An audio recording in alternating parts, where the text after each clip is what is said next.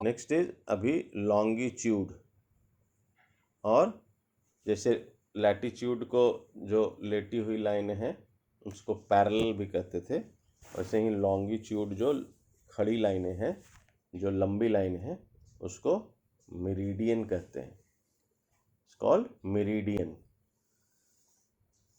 The semicircular lines that you see on the globe running from North Pole to South Pole are known as longitude or meridians. Semi circular line है ये, it's not a circular line. सामने का आपको क्योंकि semi circle दिखता है, तो semi circular line you see on the globe, वो आपको जो ग्लोब पे ऐसी लाइनें दिखती हैं सामने से जो कि ऊपर से नीचे नॉर्थ पोल से साउथ पोल की तरफ चलती हैं, वो लॉन्गिट्यूड या मेरिडियन। और अब इन लॉन्गिट्यूड की कुछ विशेषताएं हैं, कुछ कैरेक्टरिस्टिक्स है ना, कैरेक्टरिस्टिक्स, इसका स्पेलिंग याद रखना, कैरेक्टरिस्टिक्स। तो कैरेक्टर होता है ना, कैरेक्टर, किस कैरेक्टर के हो, कैरेक्टर, इसके बाद स्टिक्स। और लॉन्गिट्यूड का भी स्पेलिंग याद रखना, लॉन्ग, LONG, लॉन्ग, ई, उसके बाद आई है, फिर चूड्स, TUDES, longitudes. And then meridian, MERIDIANS, meridians. Then इसमें क्या है, all longitudes have the same length, है ना, सारे जो लॉन्गिट्यूड के हैं वो एक ही लंबाई होती है इनकी, इसकी लंबाई, चाहे वो जितने भी लॉन्गिट्यूड्स हैं अर्थ के ग्लोब के ऊपर, वो सब एक ही लंबाई के होते हैं। The longitude cut the latitude at right angle. So longitude basically क्या है, लंबी लाइनें हैं, खड़ी लाइनें हैं, और जो लैटिट्यूड क्या है, वो सोई हुई लाइनें हैं। तो जो खड़ी हुई लाइन है वो सोई हुई लाइन को जहाँ भी काटती है पूरे ग्लोब में, वहाँ पे वो 90 डिग्री का एंगल बनाती है, समझ गए, 90 डिग्री का एंगल बनाती है जहाँ भी वो काटेगी, तो वो बेसिकली राइट एंगल कहलाता है। 90 degree angle is right angle, तो वो 90 डिग्री का एंगल बनाती है। The distance between two longitude और meridian is maximum at the equator.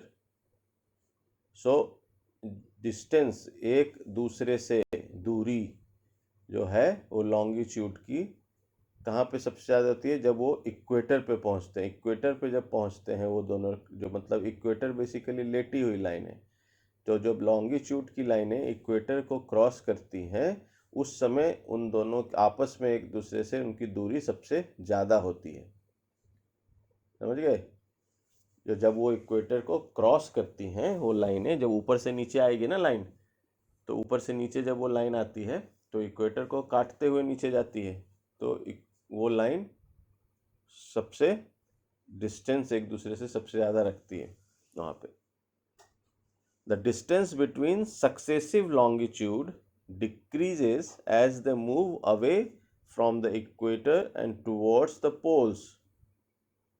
तो क्या बोलता है कि ये जब डिस्टेंस है ना, एक दूसरे लॉन्गिट्यूड, जो खड़ी लाइनें हैं ना, जो खड़ी लाइनें हैं उनके एक दूसरे खड़ी लाइन, सक्सेसिव मतलब एक के बाद दूसरा, सक्सेसिव इसके बाद वाला, है ना, सक्सेसिव कहलाता है, इसके बाद वाला सक्सेसिव, ओके।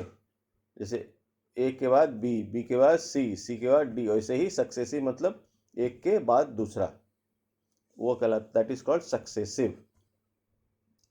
तो एक के बाद जो दूसरी जो लाइन होती है लॉन्गिट्यूड की, द डिस्टेंस, दोनों के बीच की जो दूरी, तो एक लॉन्गिट्यूड से उसके बगल वाले लॉन्गिट्यूड की दोनों के बीच की जो दूरी होती है वो कम होती चली जाती है। कैसे, कब, जैसे आप इसके पहले लिखा था, इक्वेटर पे दोनों की दूरी सबसे ज़्यादा होती है, जैसे जैसे पोल की तरफ बढ़ती है दोनों की दूरी कम होती चली जाती है। वही है, the distance between successive longitude decreases as they move away from the equator and towards the poles.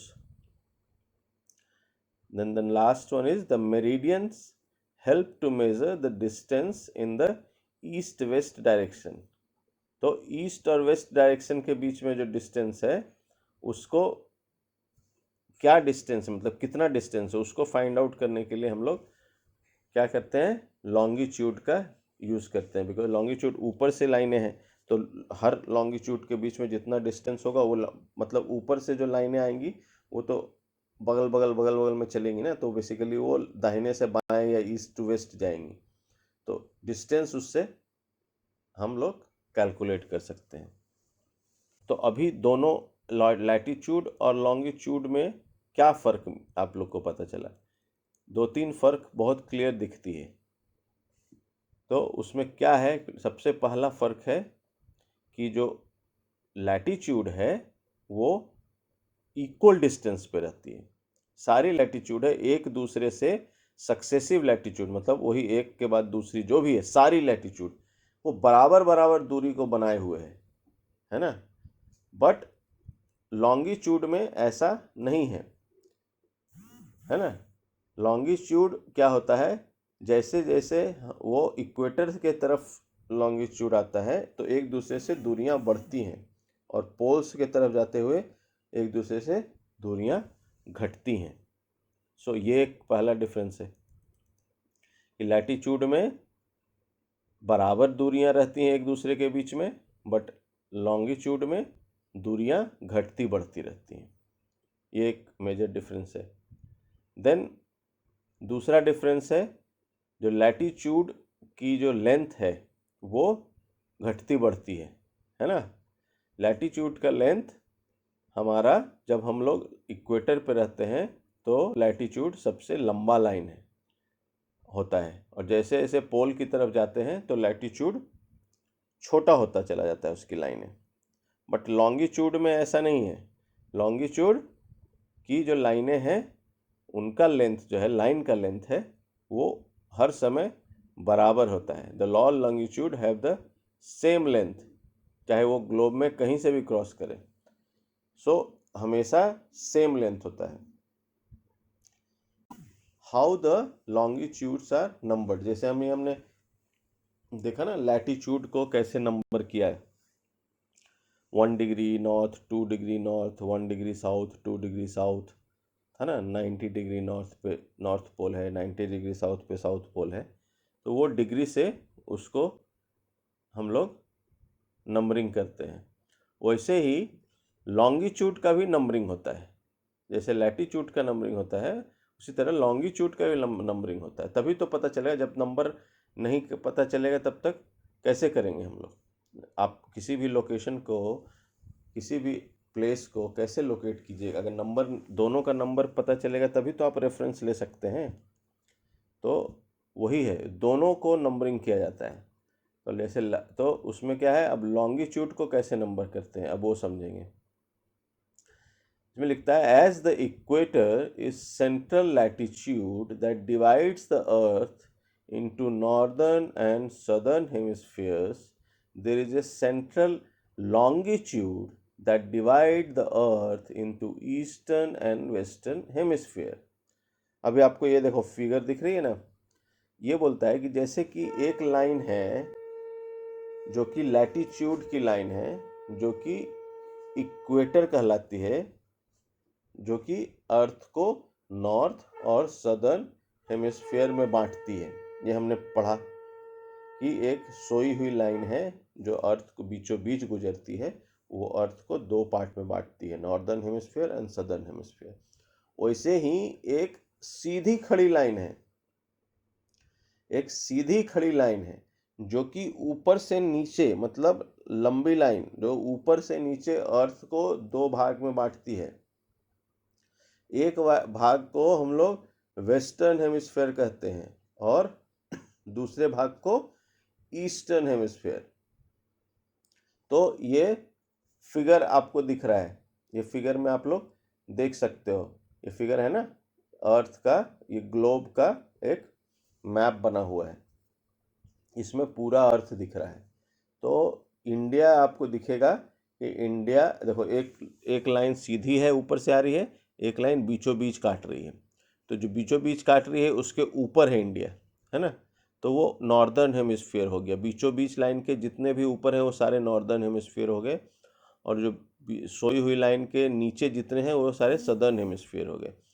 और ये जो खड़ी लाइन है इसके दाहिने में जितना एरिया है वो ईस्टर्न हेमिस्फीयर हो गया, और इसके बाएं में जितना एरिया है वो वेस्टर्न हेमिस्फीयर हो गया।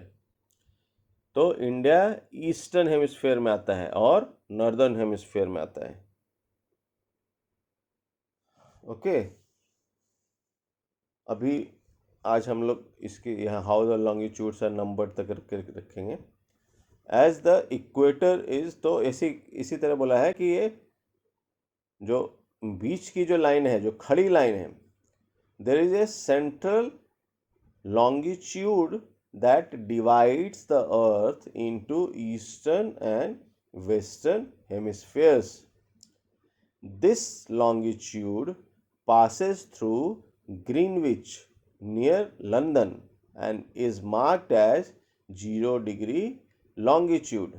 ये जो लाइन है, लॉन्गिट्यूड की लाइन जो है ऊपर से नीचे है, ये लंदन के पास एक जगह है ग्रीनविच, वहाँ से ये लाइन ऊपर से नीचे पास करती है। और इसीलिए आपने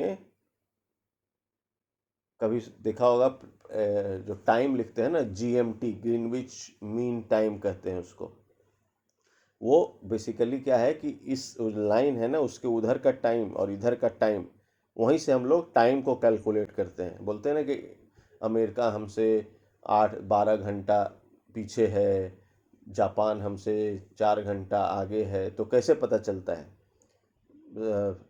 सऊदी अरेबिया हमसे 2-2.5 घंटा पीछे है, कोरिया हमसे 3.5 घंटा आगे है। तो इस सब चीज़ का टाइमिंग का जो है ना, वो जो लॉन्गिट्यूड लाइन है, जो मेरिडियन है, मेरिडियन जो है उसी से हम लोग टाइम को कैलकुलेट करते हैं, समय को। जो 24 घंटा अर्थ के ऊपर है उसको, समय को हम लोग उसी हिसाब से कैलकुलेट करते हैं। और वो जो लाइन है जो कि सीधी खड़ी लाइन है, जो अर्थ को बीचों बीच काटती है ऊपर से नीचे, उस लाइन को हम लोग प्राइम मेरिडियन कहते हैं। That is called prime meridian. So ऊपर से जो नीचे जो बीचों बीच काटती है line, that is called prime meridian. और सोई हुई लाइन जो बीचों बीच अर्थ को काटती है, दैट इज कॉल्ड इक्वेटर।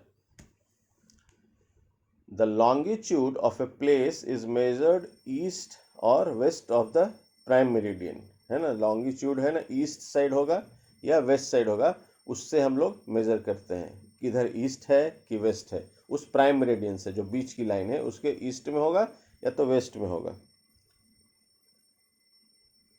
और the part of the earth that lies east of the prime meridian is known as eastern hemisphere, and the part of the earth that lies west of the prime meridian is known as western hemisphere। मतलब वो आपको पहले बताया ना मैंने कि जो east में होगा, जो दाहिने साइड में है वो ईस्टर्न हेमिस्फीयर होगा, और जो बाएं साइड में है वो वेस्टर्न हेमिस्फीयर होगा। The prime meridian is also known as Greenwich meridian.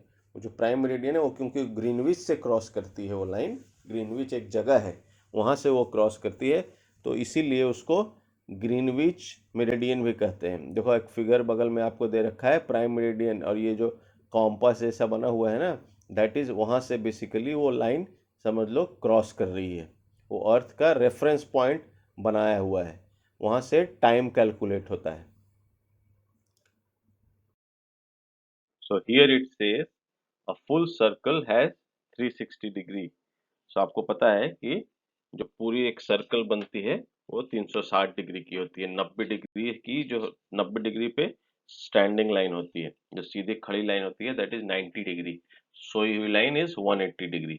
तो half circle is 180 degree and full circle is 360 degree.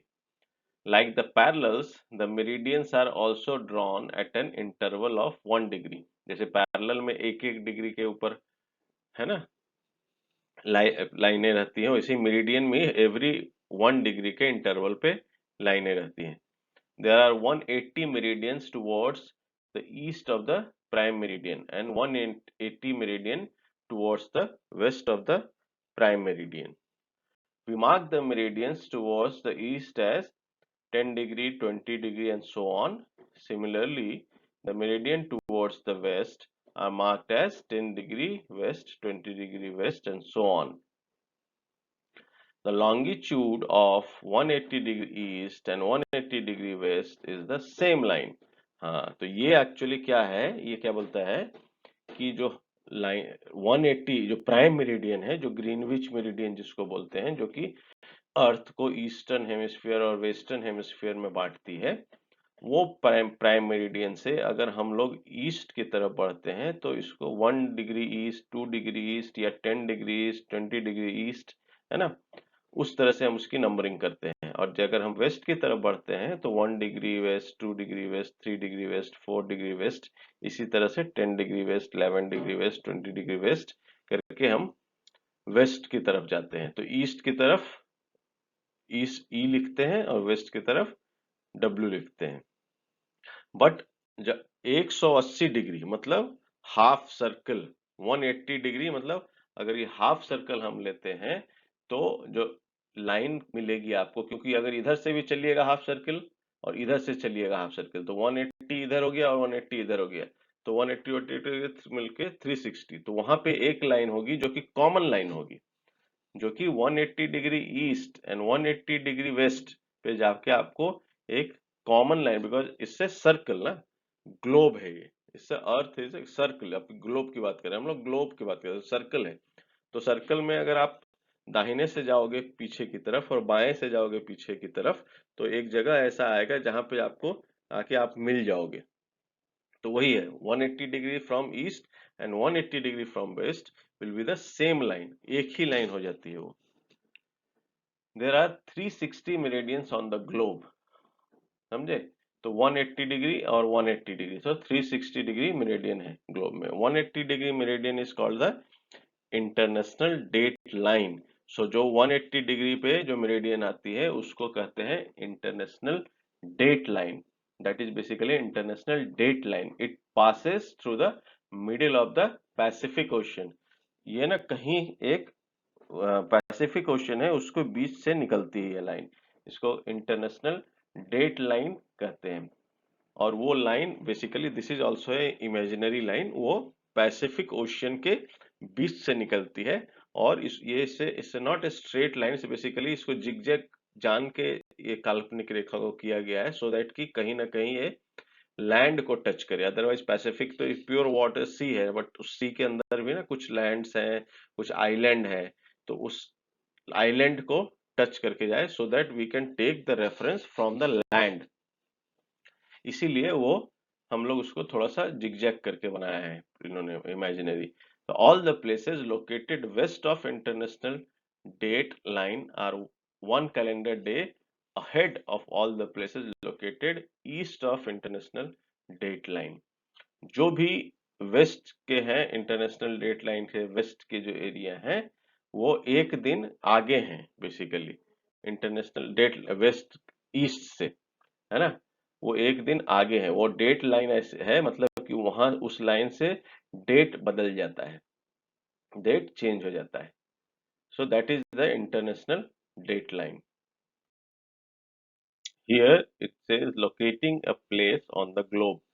मतलब अभी हमने इतना पढ़ लिया लॉन्गिट्यूड और लैटिट्यूड के बारे में। अब अगर हमको किसी भी एक जगह को खोजना है ग्लोब पे, तो हम उसको कैसे खोजेंगे, वो एक्चुअली इसमें बताया है कि how we can locate a place on the globe. So latitude and longitude intersect each other and form a network। जैसा कि आपको मालूम है कि ऊपर से नीचे की लाइनें हैं और दाएं से बाएं की लाइनें हैं, या east to west and north to south लाइनें हैं। तो दोनों एक लाइनें एक दूसरे को काटती हैं, और जब भी एक लाइनें एक दूसरे को ऊपर से जो आ रही है लाइन और साइड से जो आ रही है लाइन, जब भी एक दूसरे को काटेगी वो तो 90 डिग्री का एंगल फॉर्म करती है। तो बेसिकली वो 90 डिग्री का एंगल फॉर्म करती है जो भी, और हर एक डिग्री पे लॉन्गिट्यूड भी है और हर एक डिग्री पे लैटिट्यूड भी है। तो हर एक जो जो लाइनें इतनी सारी कटती हैं, इससे क्या होता है, एक जाल जैसा तैयार हो जाता है। ऊपर देखो, जैसे कि आपको फिगर में भी दिख रहा है ना, एक जाल जैसा बन जाता है, उस नेटवर्क बन जाता है। वो नेटवर्क को हम लोग ग्रिड कहते हैं। और ये जो ग्रिड है ये हमको किसी भी जगह को खोजने में मदद करता है। The grid help us to locate different places on the globe. We must know the value of both the latitude and the longitude of a place to locate it. So ये जरूरी है, latitude as well as longitude both are required to locate any place on the earth. जब तक आपको दोनों का value नहीं मालूम होगा तब तक आप किसी जगह को लोकेट नहीं कर सकते हो। अगर आपको दोनों किसी जगह का लॉन्गिट्यूड और लैटिट्यूड अगर आपको एग्जैक्ट पता है then you can easily find out that place on the earth. The point at which latitude and longitude intersect each other is the location of our searched place. So जैसे अगर मान लीजिए for example किसी भी एक जगह का अगर लोकेशन लिखा हुआ है कि 5 degree north and 20 degree east, so 5 degree north and 20 degree east मतलब 5 डिग्री नॉर्थ है वो लैटिट्यूड है एंड 20 डिग्री ईस्ट क्या है वो उसका लॉन्गिट्यूड है। सो अगर 5 डिग्री और 20 डिग्री जहां ऊपर से लाइन और साइड से लाइन जहां भी एक दूसरे को काटेगी लाइन, वो जो पॉइंट है वही पॉइंट वो जगह है। जो भी जगह का लोकेशन दिया गया है अगर, तो वो मान लो वो जगह सेम है, जहां ऊपर की लाइन और साइड की लाइन एक दूसरे को काटती है वो जगह वहीं पे है।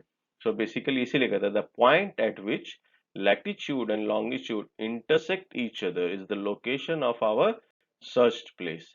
तो आप लोग किसी भी जगह का लोकेशन आप इसको करके आप आराम से फाइंड आउट कर सकते हैं। If you know the latitude and the longitude of a place you can search the location. Is Greenwich mean time. तो अभी हमने आपको पहले इसमें दिखाया था ना ग्रीनविच मीन टाइम। ग्रीनविच क्या है, एक जगह है लंदन के पास, एक जगह है जहाँ से प्राइम मेरिडियन क्रॉस होती है। तो उस जगह के रेफरेंस से पूरे वर्ल्ड में टाइम का रेफरेंस लिया जाता है। वो जो टाइम होता है वो that is Greenwich mean time. देखो इसमें लिखता है the earth rotates from west towards the east. देखो एक चीज़ और पता चली, अर्थ है ना, आपको मालूम है दुनिया अपनी धुरी पे घूमती है ना। तो अपने धुरी पे घूमती है जिससे कि 24 घंटा होता है। एक दिन में पूरा एक सर्कल अपनी धुरी पे अपने ही एक्सिस पे वो घूमती है। अपने एक्सिस पे अर्थ रोटेट करता है 24 आवर्स में, पूरा एक सर्कल रोटेट करता है। तो किधर से किधर रोटेट करता है, एक ही डायरेक्शन में ना, एक चक्कर कटता है तो एक ही तरफ से। तो वेस्ट से ईस्ट मतलब पश्चिम से पूरब की तरफ दुनिया घूमती है। पहले पश्चिम से पूरब की तरफ दुनिया घूमती है और 24 घंटे में एक रोटेशन कंप्लीट होता है। So all the countries located east of the prime meridian face the sun first. तो जब दुनिया वेस्ट से ईस्ट में घूमती है तो जितनी भी कंट्री, जो भी देश जो प्राइम मेरिडियन है मतलब ग्रीनविच के ईस्ट में है। तो ग्रीनविच के ईस्ट में कौन से, इंडिया भी ग्रीनविच के ईस्ट में है, समझ गए। तो सबसे ज़्यादा ईस्ट में ग्रीनविच के बनता है जापान। तो ईस्टर्न मोस्ट कंट्री बोलते हैं उसको, जो सबसे ईस्ट की कंट्री है जापान, है ना। बोलते हैं उगते सूरज का देश, उसका एक मुहावरा ये भी है, जापान को हम लोग उगते सूरज का देश मानते हैं। मतलब सूरज की जो उगता है हम लोग मानते हैं, उगता तो है ही बट सूरज जो है पहला दिन का पहला सूरज जापान में ही दिखता है सबसे पहले। So all the countries located east of the prime meridian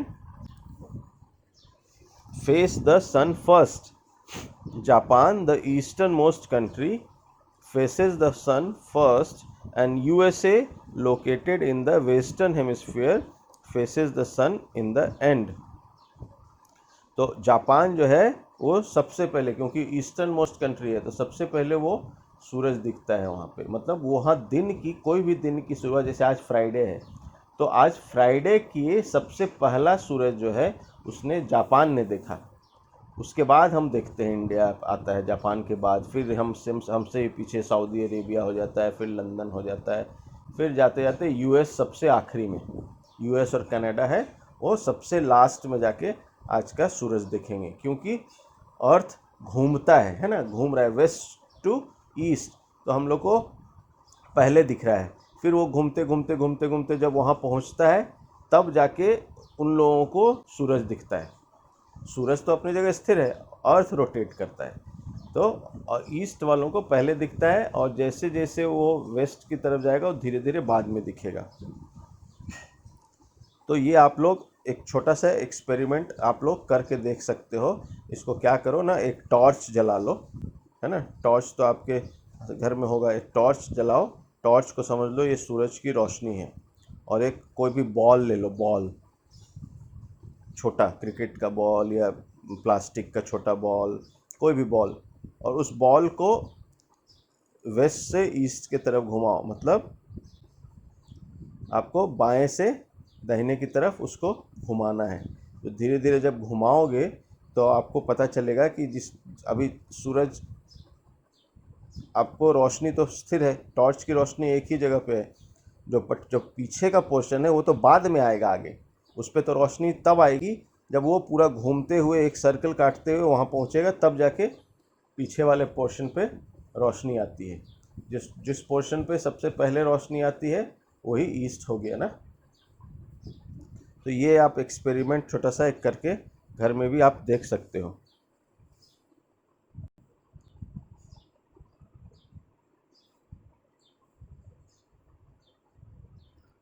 तो इसने क्या कहता है कि ये तो आपने देख लिया। अब the time of the meridian of Greenwich is observed as the mean time, so the name Greenwich mean time और जीएमटी इज गिवन। वो उसको मीन टाइम कहा जाता है, मीन निकलता है ना, जो मीन टाइम मतलब वो सेंटर, समझ लो कि अभी फॉर एग्जांपल अभी समझ लो मीन टाइम मतलब उसका हम लोग रेफरेंस लेते हैं, उस टाइम से हम लोग रेफरेंस लेते हैं, इसलिए उसको ग्रीनविच मीन टाइम कहा जाता है। GMT is used as the basis of standard time throughout the world. ये क्या है, हमारा स्टैंडर्ड टाइम का बेसिस है, पूरे दुनिया का एक स्टैंडर्ड टाइम का बेसिस है वो, उससे हम लोग रेफरेंस लेते हैं। Based on it the local time of any country can be calculated. उसके हिसाब से ही किसी भी देश का, किसी भी जगह का दुनिया में लोकल टाइम हम लोग कैलकुलेट कर सकते हैं। तो हम लोग, आप लोग अब एक GMT से इंडिया, मतलब अगर फॉर एग्जांपल हम बोल सकते हैं कि इंडिया GMT से 4.5 घंटा आगे है, plus 4.5 hour, GMT plus 4.5 hour, तो वो इंडिया आ जाएगा। कुछ कंट्री हैं जो GMT से पीछे हैं, USA ये सब GMT से पीछे है, तो उसी तरह कैलकुलेट होता है। तो आपका जो भी देश का टाइम है वो GMT से ही रेफरेंस लेके कैलकुलेट होता है। अब आ गई बात इंडिया स्टैंडर्ड टाइम, है ना। अभी देखो इसमें लास्ट लाइन में लिखा था IST is 5.5 hour ahead of GMT, मतलब हम लोग 5.5 घंटा आगे हैं इंडियन स्टैंडर्ड टाइम। हर कंट्री का फिर अलग है। GMT is Greenwich mean time, उससे हम रेफरेंस लेते हैं, और उसके बाद हर कंट्री अपना अपना समय निकालती है। तो India is GMT plus 5.5 hours. There may be many meridian passing through a country. So every country chooses a meridian that passes through its center, and the time at that meridian is considered as the standard time of that country. तो India भी जैसे country है ना, तो ऊपर से बहुत सारी लाइनें इंडिया के एक एक हट, क्योंकि मेरिडियन हर 1 डिग्री के ऊपर है, तो बहुत सारी मेरिडियंस क्रॉस कर रही होंगी इंडिया से भी, ऊपर से 1 डिग्री के ऊपर बात डिफरेंस पे। तो इंडिया का जो मेरिडियन है, जो सेंटर, तो जितनी, जैसे मान लो इंडिया में तुम्हारा कुछ 20 या 25 मेरिडियंस क्रॉस किया ऊपर से, तो उसमें सेंटर में जो भी क्रॉस करता है, तो बेसिकली अभी बोलता है मेरिडियन ऑफ इलाहाबाद। जो इलाहाबाद आप जगह है ना यूपी में, प्रयागराज जिसको अभी हम लोग बोलते हैं, वहाँ से ही जो मेरिडियन क्रॉस करता है दैट इज़ 82.5 डिग्री ईस्ट हम लोग ईस्ट में, ईस्टर्न हेमिस्फीयर में है ना, तो 82.5 डिग्री ईस्ट पे जो मेरिडियन, मतलब जो खड़ी लाइन ऊपर से नीचे उतरती है, वहीं पे है इलाहाबाद, समझे। तो इलाहाबाद से हम लोग रेफरेंस लेते हैं, मतलब तो इंडिया ने क्या किया, इंडिया ने इलाहाबाद सेंटर पकड़ा और वहाँ से जीएमटी पे कैलकुलेट किया कि कितना टाइम का डिफरेंस होना चाहिए। सो in India 82.5 degree, the meridian of Allahabad is taken for calculating the standard time and is known as the Indian Standard Time, IST कहते हैं। सो IST जो है वो GMT का हम लोग रेफरेंस लेके IST निकालते हैं। तो इंडिया से का जो IST है दैट इज़ 5.5 आवर GMT से आगे है, 5.5 घंटा आगे है। सो इंडियन स्टैंड आप लिख सकते हो कि IST equal to GMT plus 5.30 hours, समझ गए।